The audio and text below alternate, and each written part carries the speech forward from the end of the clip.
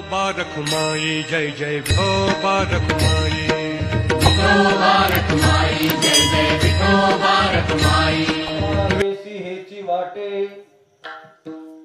पुसा बेसी हेची वाटे जे जे भेटे तयासी देव कृपा करील मज काय लाज राखील अवघियाचा विसर झाला अवघियाचा विसर झाला हा राहिला उद्योग देव कृपा करील मज काय लाज राखील तुका म्हणे चिंता वाटे तुका म्हणे चिंता वाटे कोण भेटे सांगे सा देव कृपा करील मज काय लाज राखील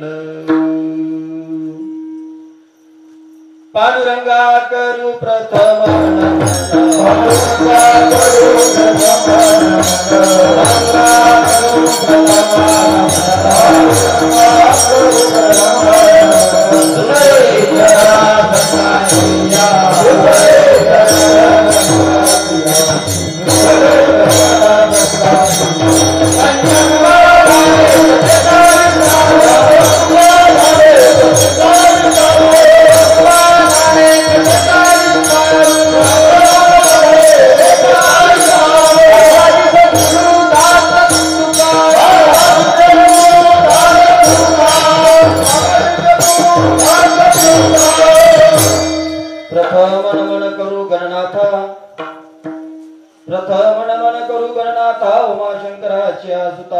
चरणावरी ठेवणी माता साष्टांग्याचा दंडवत दुसरी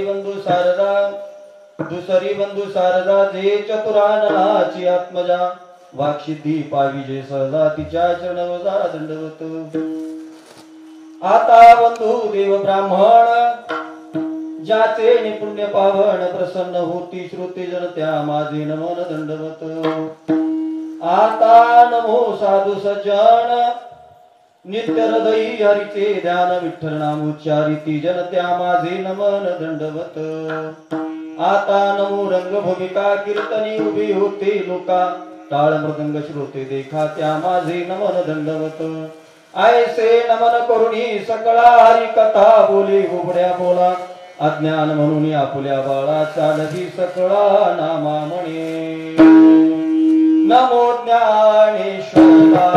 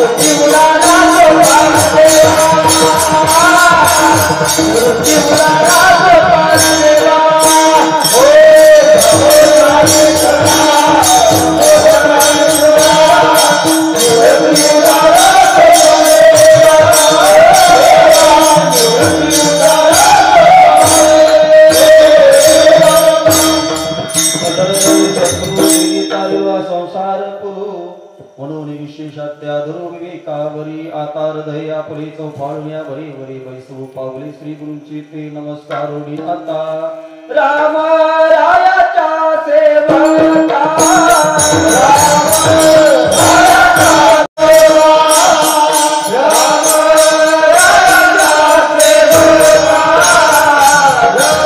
राम राया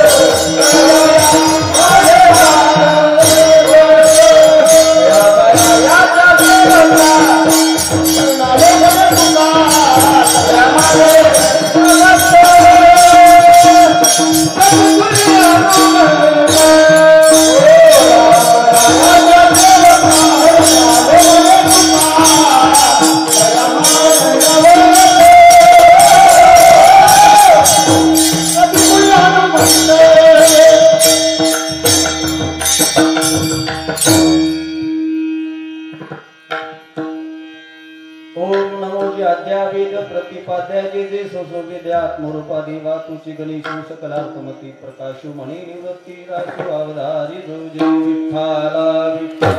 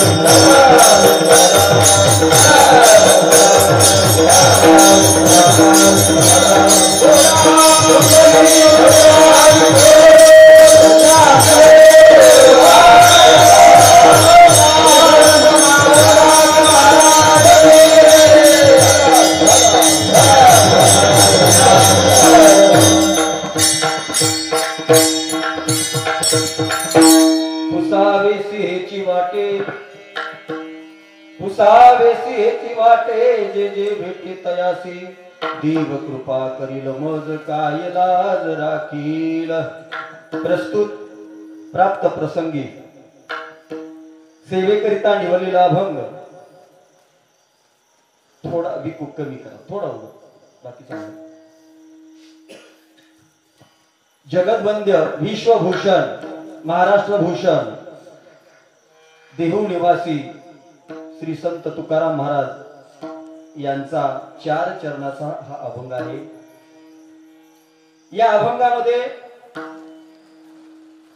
महाराजांनी भूमिका मांडत असताना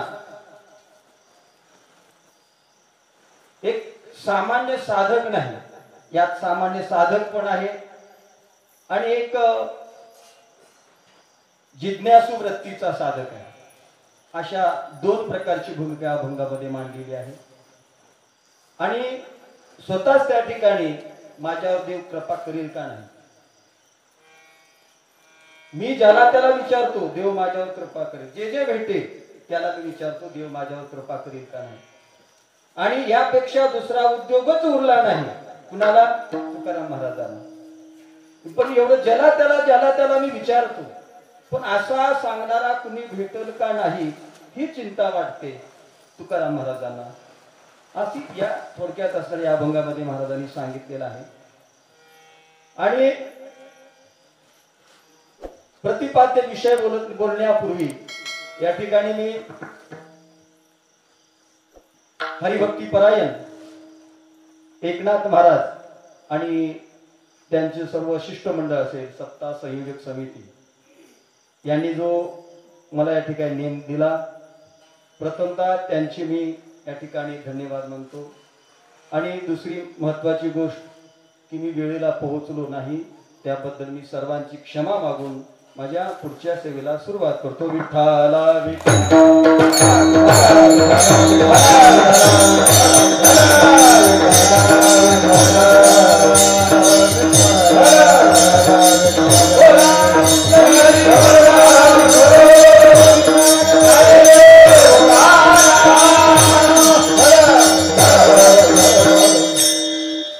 अभंगाची भूमिका मांडत असताना चार प्रकारचे जीवामध्ये चार प्रकार पाडलेले आहेत संत महात्मे. थोडं बेस द्या बरं, प्रबल जास्त थोडं बेस द्या. काय होती चार प्रकार. पहिला प्रकार आहे तो पामर. पामर म्हणजे विषय भोगण्याच्या पलीकडं त्याला काहीही सुचत नाही, त्याला पामर म्हणायचं. पामरामध्ये अनेक जीव मोडतात. फक्त बुद्धिजीवी मनुष्य असल्यामुळे हा मनुष्याला केलेला उपदेश आहे. म्हणून मनुष्य देखील काही पामरामध्ये मोडतात. फक्त विशेष त्यांना विषयाशिवाय दुसरं काही आवडत नाही. दुसरा या ठिकाणी प्रकार सांगितलाय. पहिला पामर, दुसरा विषयी. जे जे या ठिकाणी शास्त्राने उत्कृष्ट अशा प्रकारचे जे विषय सांगितलेले आहेत ते उत्कृष्ट विषय भोगण्यामध्येच आपलं आयुष्य किंवा आपली कृतार्थता मानतो. असा एक दुसरा वर्ग म्हणजे विषयी. तिसरा आहे तो मुमुक्षु. आणि मुमुक्षीचं सांगत असताना संसाराचा वीट आलेला आहे. संसाराचा त्याला वीट आलेला आहे. भगवान परमात्म्याबद्दल आवड निर्माण झालेली आहे, प्रेम निर्माण झालेला आहे, पण इकडे संसाराची आसक्ती सुटलेली नाही. असा म्हणजे मुमुक्षु म्हणायचं. आणि मुक्त म्हणजे ज्याला बंधनच नाही असा चौथा मुक्त. हे चार प्रकार सांगितलेले आहेत. आणि या चार प्रकारामध्ये आजचा जो अभंग आहे तो हा मुमुक्षु या प्रकारातला सांगितलेला आहे. आणि मुमुक्षुची भूमिका मांडत असताना महाराजांनी या ठिकाणी आपल्याला भगवंताविषयी असलेली आवड आणि संसाराचा आलेला वीट आणि भगवंताची प्राप्ती होणार आहे.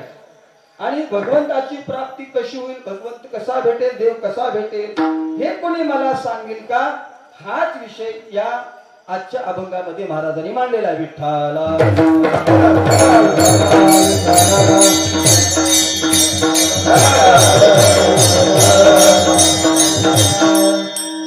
आता प्रथमतः मी तुम्हाला सांगतो, आपण जे आहेत सर्व जीव संत सोडले तर पामर आणि विषयी यामध्ये आपला नंबर लागतो.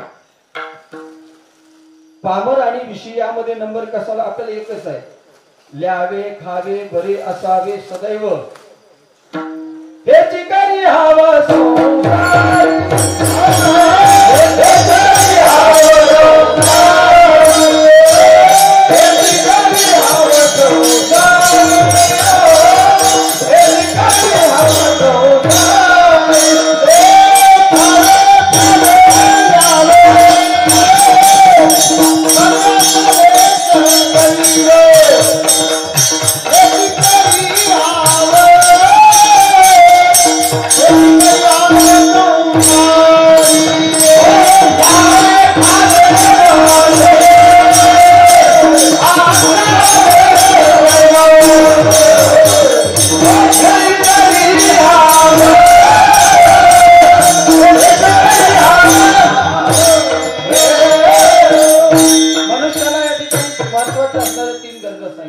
अन्न, वस्त्र आणि निवारा.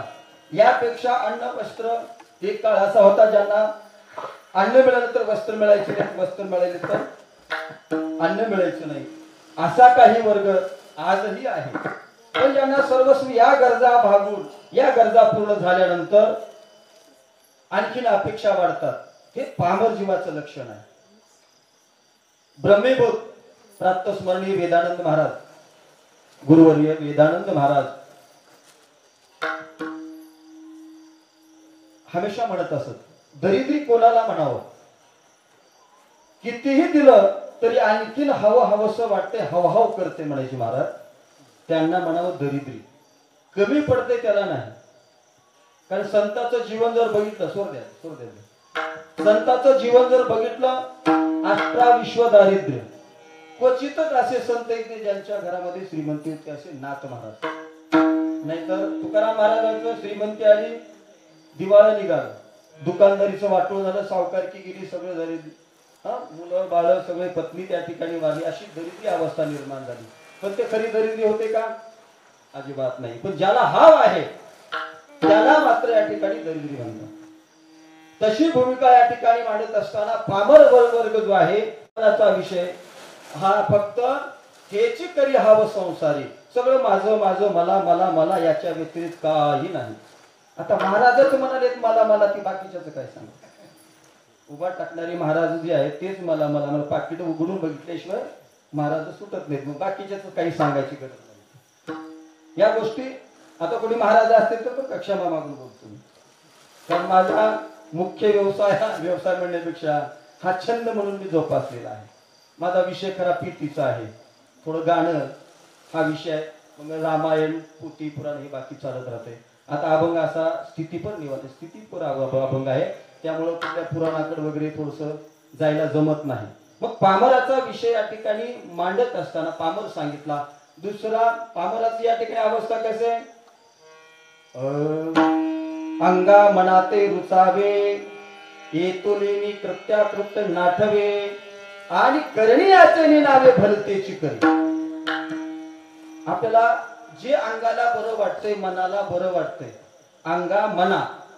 अंगाला आणि मनाला जे बरं वाटतंय हे संसाराचं लक्षण. जे काही बरं वाटेल ते आपल्याला वाटतंय.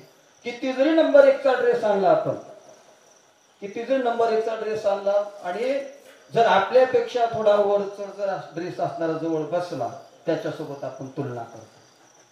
हे सहज आहे, या सहज प्रवृत्ती आहे, मानवी प्रवृत्ती. पण असा संत या ठिकाणी हे पामराचं लक्षण आहे. ल्यावे खावे, अंगा मनाते रुचावे, आणि करण्याचे नावे भलतेची करी, करू नये ते करे. अपेयाचे पाणे, अखाद्याचे भोजने, खाऊ नये ते खायचं, पिऊ नये ते प्यायचं, हे पामराचं लक्षण आहे. बर दुसरं सांगत आहे, आणखी करून येतो केला व्यापार, वाहिला भार कुटुंबाचा. आणि या ठिकाणी दुसरं आणखी एक प्रमाण, म्हणजे हे पामर म्हणजे पाप कर्म. समोरच्या व्यक्तीला आवडेल किंवा समोरच्या व्यक्तीला त्रास होईल, कारण परपीडा ते पाप, परोपकार ते पुण्य सांगितलेलं आहे. मग एका अभंगामध्ये तुकाराम महाराजांनी सांगितलेले पाप कशाला? पाप ज्याचे नाव न विचारिनीत, भलतेची उन्मत करी सदा.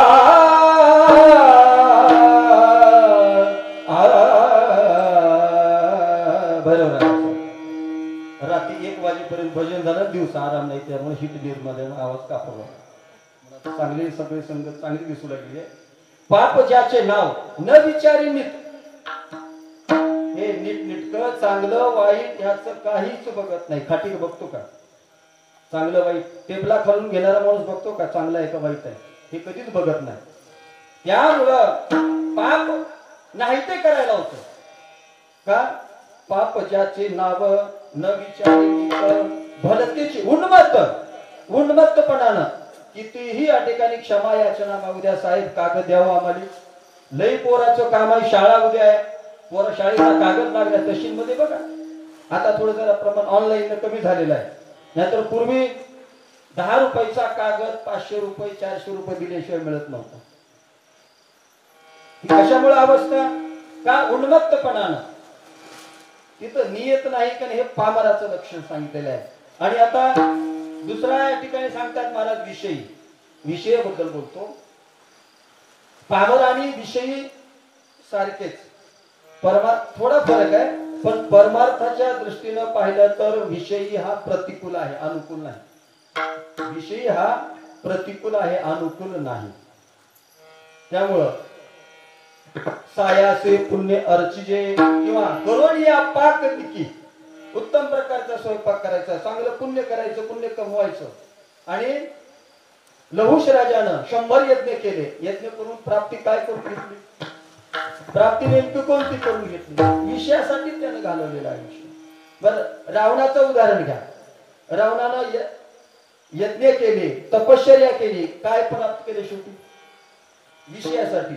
एवढा विषय त्यानं प्रबल केला मोठ्या देवाची तर बायको पळवलीच पळवली, पण महादेवाला देखील प्रसन्न होऊन आशीर्वाद घेतला आणि पार्वतीची मागणी केली.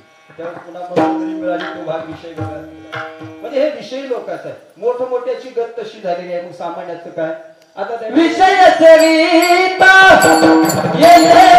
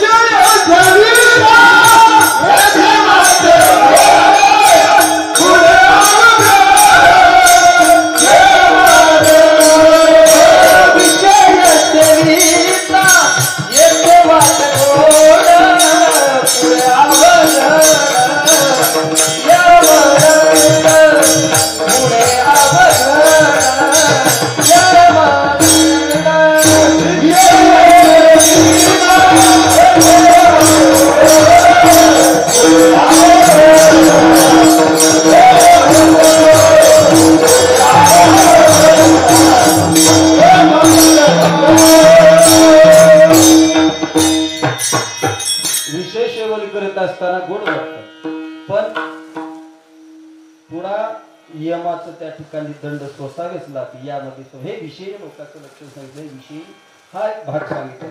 त्यानंतर तिसरा सोडतो, चौथा जो आहे त्याला म्हणावं मुक्त.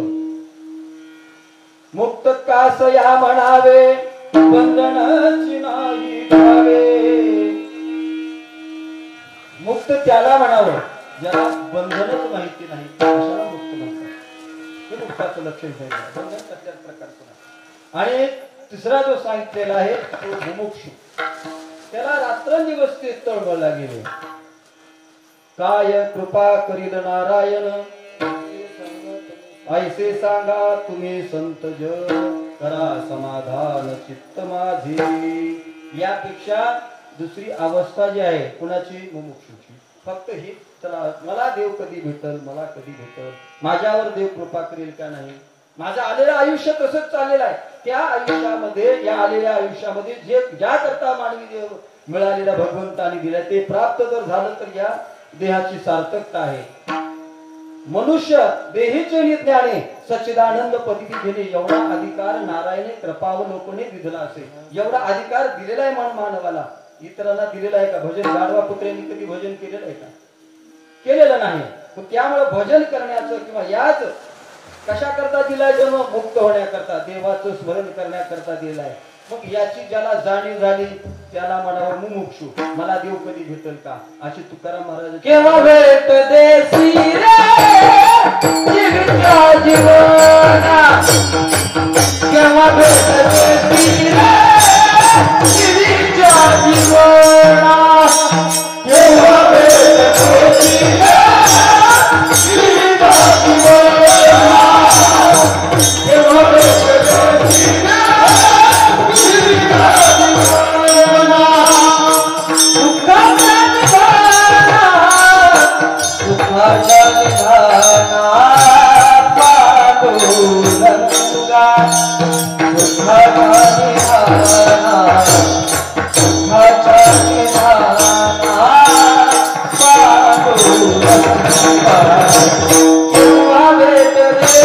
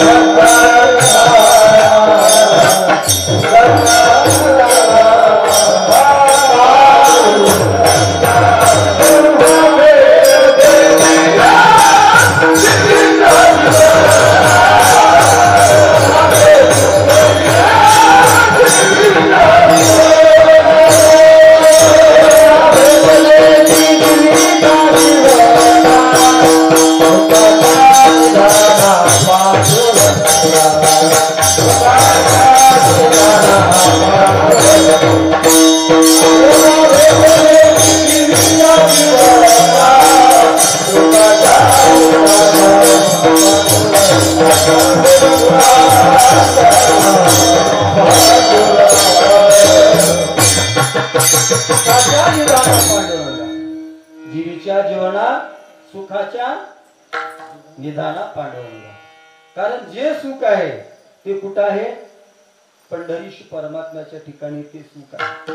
ही अशी कुणाची अवस्था आहे? मुमुक्षूची अवस्था. तिथंच सुख आहे. म्हणून त्याला रात्रंदिवस तळमळ लागलेली असते, कधी मला या ठिकाणी भगवंत भेटेल. मग तप साधना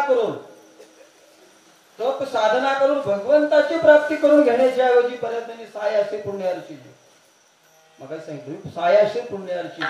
कारण पुण्य प्राप्त करायचं, स्वर्गाधिक पदे त्या ठिकाणी प्राप्त करून घ्यायची.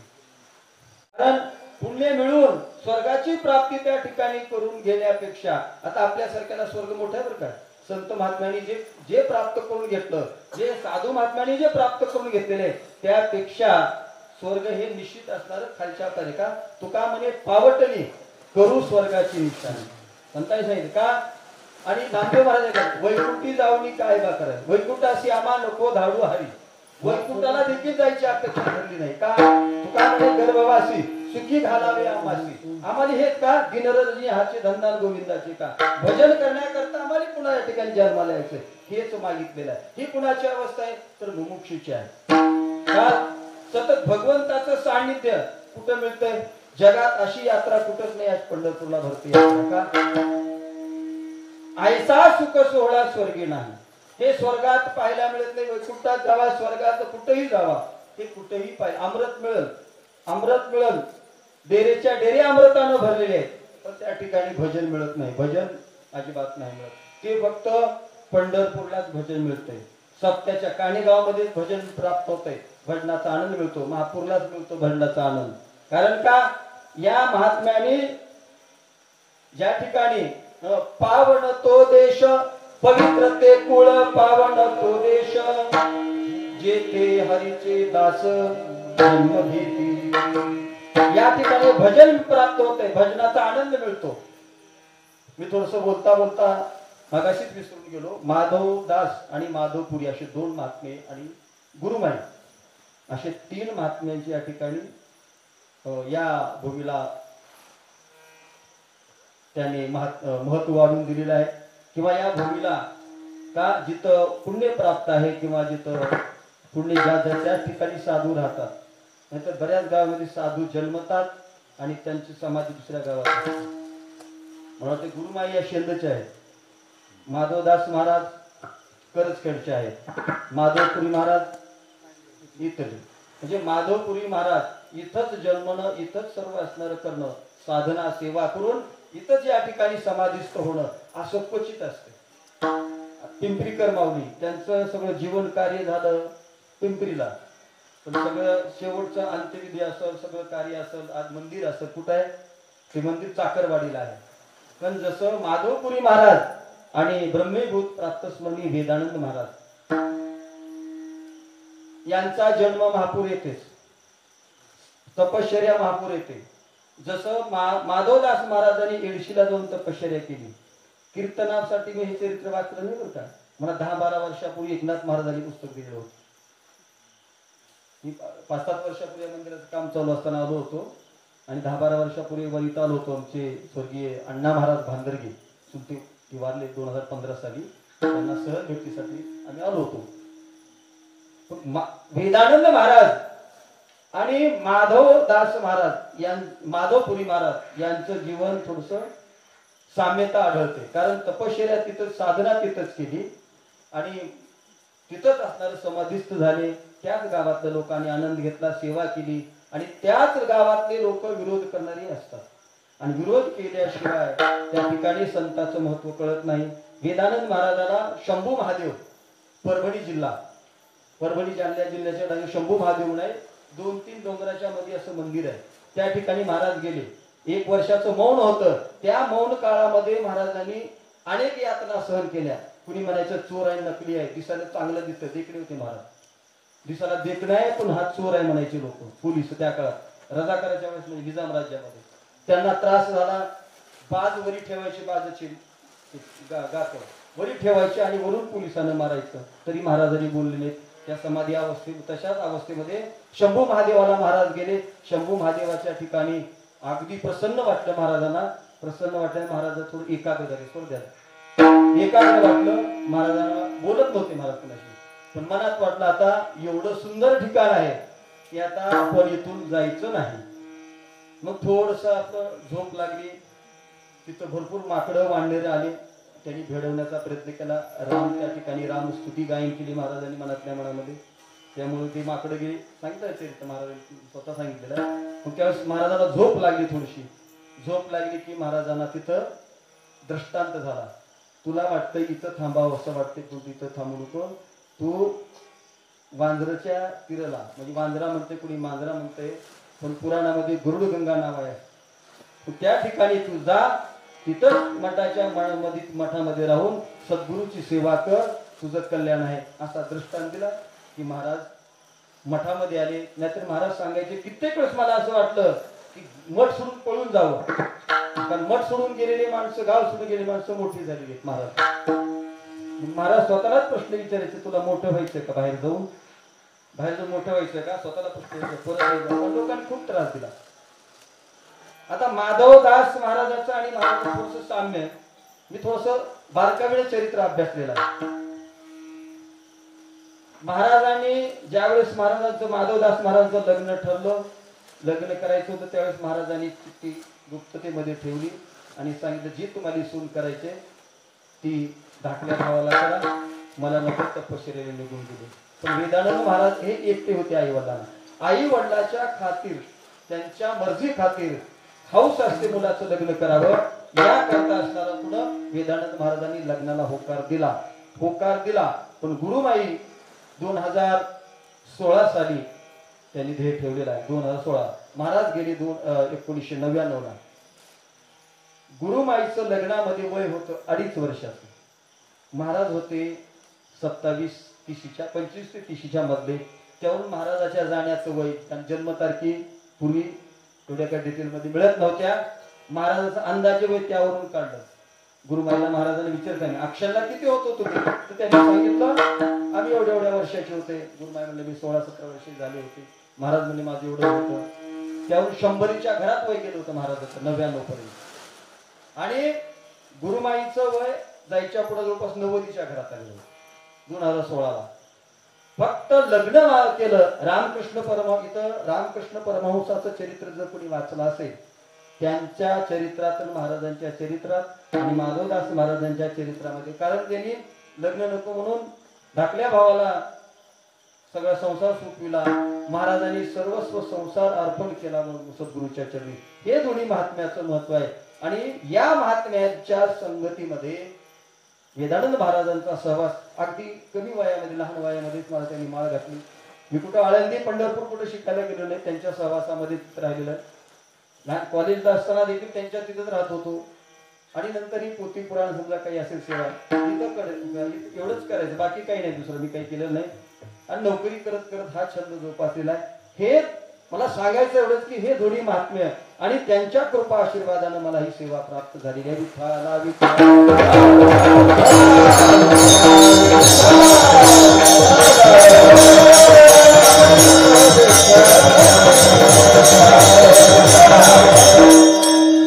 संत महात्मे त्यांचं कार्य कसंही असू द्या, कुणी कुण्या पद्धतीनं तपश्चर्या करते, कुणी कशा पद्धतीनं त्याग करतो, पण उद्देश मात्र एकच असतो.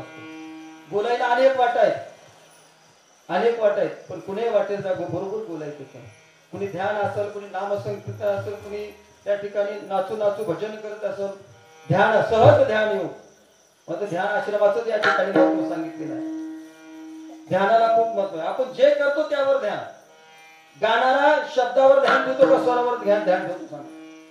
ध्यान गाणारा कशावर ठेवतो? स्वरावर ठेवतो. पण गाणाऱ्याचा स्वरावर ध्यान नाही, शब्दावर ध्यान नाही, भगवंतावर ध्यान पाहिजे. एकदा नारदाला प्रश्न विचारला. नारदाला वाटलं माझा नंबर कुठे आहे भक्तीमध्ये. त्यावेळेस सांगितलं, नारद विशेष डायरी होती भगवंताकडे, त्यामध्ये हनुमंताचा नंबर पहिला होता. दाखवलं, चुरून बघितली डायरी. माझा नंबर, मी तर एवढं ध्यान करतो, माझा नंबर नाही असं नारद मुनीला वाटलं. त्यावेळेस परीक्षा भगवंताने ओळखलं, परीक्षा घ्यायची ठरवली. कशी परीक्षा घ्यायची ठरवली? एक दुधाचा तांब्या घेऊन ये म्हणले, पण त्या दुधाच्या तांब्यामध्ये काटोकाट भरायचा आणि गावाला प्रदक्षिणा कानेगावला प्रदक्षिणा घालायची आणि थेंबर देखील दूध सांडत द्यायचं नाही. 8 गाठी भगवंताने सतत नारायण नारायण म्हणणारे नारद मुनी.